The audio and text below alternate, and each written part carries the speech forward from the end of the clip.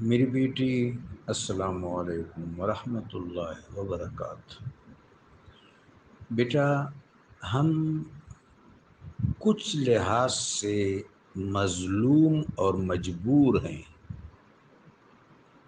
اور کچھ مقامات پر نابینا ہیں۔ آپ کا سوال بالکل درست ہے میرے بیٹے،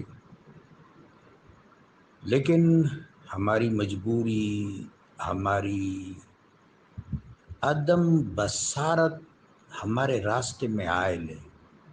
بیٹے، ہمارے پاس روایات ہیں، روایات کا انبار ہے، کتابیں ہیں، کتابوں پر سطور ہیں، لکیریں ہیں، بہت زیادہ کتابیں ہیں، بہت زیادہ کھوج لگانا پڑتا ہے۔ بیٹا، ہم مشاہدہ سے محروم ہیں۔ ہم نے ہمارے آقا و مولا علیہ السلام کا دور نہیں دیکھا۔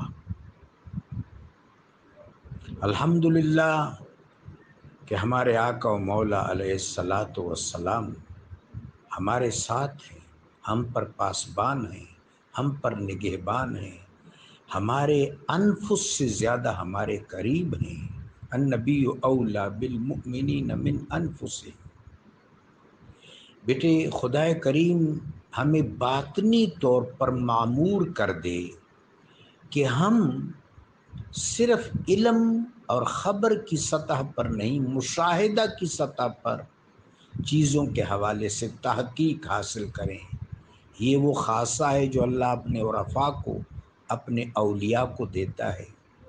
ہم نہ تو عارف ہیں بیٹے، نہ مشاہدہ کے درجہ پر ہیں، طلباء ہیں، طالب علم ہیں۔ خدا کریم ہمیں اولیاء کا فیض عطا فرمائے۔ بیٹے، اوریجنل پرابلم یہ آ رہا ہے کہ مسلمان دو بڑے مکاتب میں متفرق ہو گئے، گو کہ ان مکاتب کے پیچھے سیاسی رویے ہیں۔ بیٹا، یہ جو سنی مکتبہ فکر ہے، شیعہ مکتبہ فکر ہے، اس کے پیچھے اگر آپ دیکھیں پس منظر کو تو سیاسی عوامل بہت کار فرما ہے۔ اصولی طور پر مسلمان ایک ہے، اصولی طور پر ان میں کوئی ڈسپیوٹ نہیں ہے۔ بیٹا، یہ جو ڈسپیوٹ بنائے گئے ہیں یہ وضعی ہیں، اور اس کے پیچھے سیاسی رویے کار فرما ہے۔ بیٹے، محبوب پاک علیہ الصلاۃ والسلام نے ام القریٰ مکہ شریف میں جلوہ فرمایا،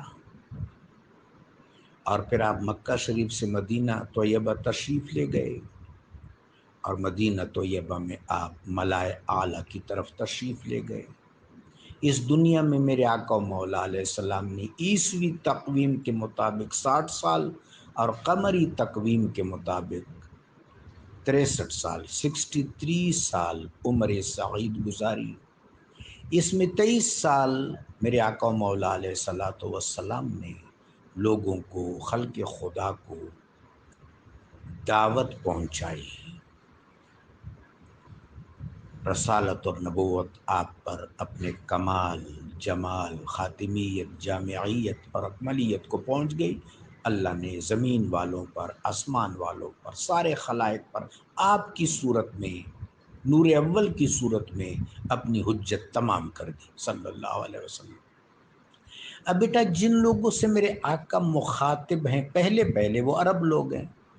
تاریخی حوالوں سے عرب لوگ بہت کمزور تھے بیٹا، وہ محض سال کو یاد نہیں رکھتے تھے، ان کا چیزوں کو یاد کرنے کا طریقہ ان کے نزدیک تو اچھا تھا، لیکن ہمارے لیے وہ اتنا انکریجنگ نہیں ہے آج کی جدید دنیا کے لیے۔ مثلا سب سے بڑا واقعہ اس کائنات میں میرے آقا و مولا علیہ السلام کی ولادت، لیکن جب وہ اس کا ذکر کرتے ہیں تو کسی سن کا، کسی دن کا، کسی مہینے کا ذکر نہیں کرتے۔ وہ کہتے ہیں ولد رسول اللہ صلی اللہ علیہ وسلم فی عام الفیل، سرکار دو عالم اس سال دنیا میں تشریف لائے جب ابرہہ کے فوج نے، انہی ہاتھیوں والوں نے حملہ کیا مکہ شریف پر۔ بیٹا یہ فکر میں نے اس لیے عرض کیا کہ آپ کو اندازہ ہو جائے کہ تاریخ کے حوالے سے وہ کوئی اتنا عمدہ ذوق یا اچھی اپروچ نہیں رکھتے تھے۔ آپ قریب ترین کے دور کی کتابیں پڑھیں، تاریخ ابن اسحاق، تاریخ ابن ہشام، تاریخ طبقات عمر ابن سعد اور طبقات واقدی، بیٹا یہ بالکل یہ لوگ تبا تابعین ہیں۔ ابن اسحاق، ابن ہشام، واقدی، ابن سعد، یہ تبع تابعین ہیں، لیکن ان کی کتابوں میں بھی ان حوالوں سے ہمیں بہت تشنگی محسوس ہو رہی ہے۔ ٹھیک ہے، ہمیں بہت کچھ ان کتابوں سے مل جاتا ہے، لیکن ان حوالوں سے تشنگی محسوس ہو رہی ہے۔ اب بیٹے محبوب پاک علیہ السلام کے فرزندوں پر اختلاف ہے۔ بعض مورخین آپ کو بتاتے ہیں کہ محبوب پاک علیہ السلام کے فرزند 3 ہیں، حضرت قاسم، حضرت عبداللہ، حضرت ابراہیم۔ بعض بتاتے ہیں 5 ہیں، حضرت قاسم، حضرت عبداللہ، حضرت طیب، حضرت مطہر، حضرت ابراہیم۔ بعض کہتے ہیں نہیں، طیب اور مطہر حضرت عبداللہ کے القاب تھے، فرزند آپ کی 3 ہیں۔ تو یہ آراء موجود ہیں بیٹا کتابوں میں۔ اس طرح میرے آقا علیہ السلام کی بچیاں، ایک یہ سند موجود ہے کہ حضرت زینب سلام اللہ علیہ، حضرت رقیہ سلام اللہ علیہ، حضرت ام کلثوم جن کا نام آمنہ تھا سلام اللہ علیہ، یہ تینوں آقا و مولا علیہ السلام کی ربیبہ ہیں۔ یا تو حضرت خدیجۃ الکبریٰ سلام اللہ علیہ کی پہلے سے بچیاں ہیں، یا ان کے ہاں بھی ربیبہ ہیں۔ جب حضرت ماجی کا نکاح میرے آقا و مولا علیہ السلام سے ہوا تو یہ سرکار دو عالم کی ربیبہ ہوئی۔ ربیبہ اس بچی کو کہتے ہیں جو سگی اولاد تو نہیں ہوتی، لیکن اولاد کی طرح ان کو پالا پوسا جاتا ہے۔ ربیب اور ربیبہ کا لفظ قرآن پاک میں، حدیث میں، فقہ میں، علم الانساب میں استعمال ہوا ہے۔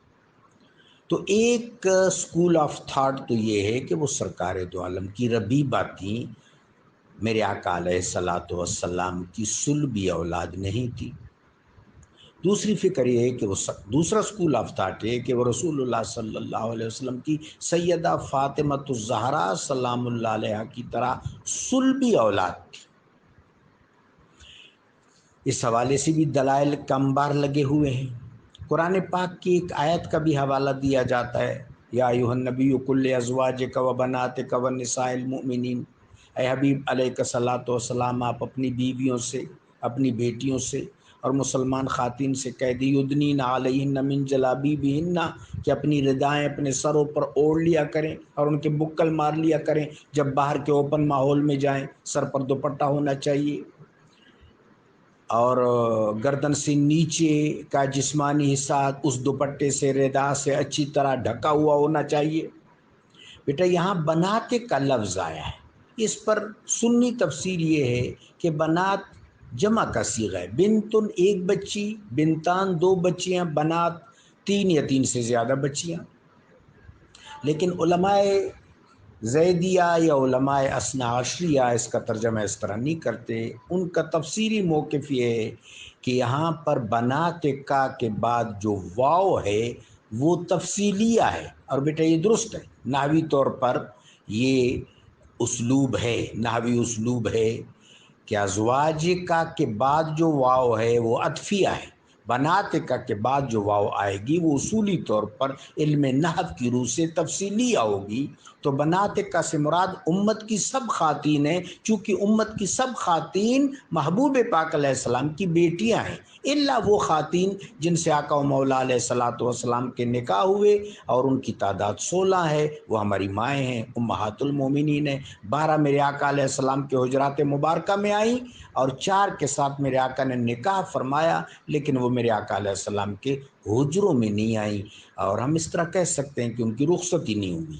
تو بہر صورت وہ 16 کی 16 خواتین ہماری مائیں، باقی امت کی جتنی بھی خواتین ہیں وہ میرے آقا علیہ السلام کی بیٹیاں ہیں۔